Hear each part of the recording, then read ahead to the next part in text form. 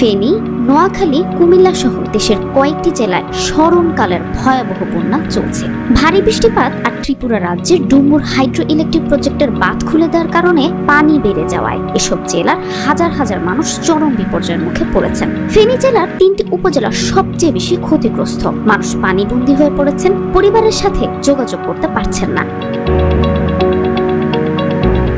এমন সংকটময় মুহূর্তে দেশের প্রধান মোবাইল অপারেটরগুলো এগিয়ে এসেছে মানুষের পাশে। বাংলালিংক, গ্রামীণফোন, রবি ও এয়ারটেল ঘোষণা দিয়েছে ফ্রি টক টাইম এবং ইন্টারনেট সুবিধা দেয়ার।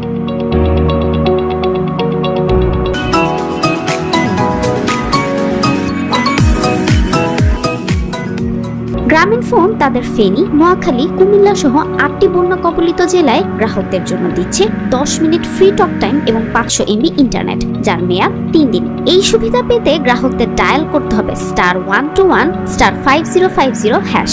গ্রামীণফোনের পক্ষ থেকে বলা হয়েছে, বিপদে আমরা আছি আপনার পাশে।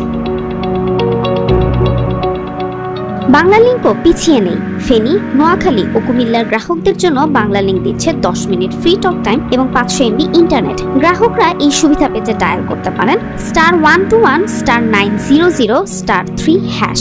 বাংলালিংক বলছে, এই দুঃসময়ে আমরা আছি দুর্গতদের পাশে। রবি তাদের বন্যা কবলিত এলাকায় 250 MB ফ্রি ডেটা এবং 20 মিনিট টক টাইম দিচ্ছে। গ্রাহকরা *212*1# ডায়াল করে এই অফারটি নিতে পারেন। রবি জানিয়েছে, সংকটপূর্ণ যে কোনো মুহূর্তে আমরা আছি গ্রাহকদের পাশে।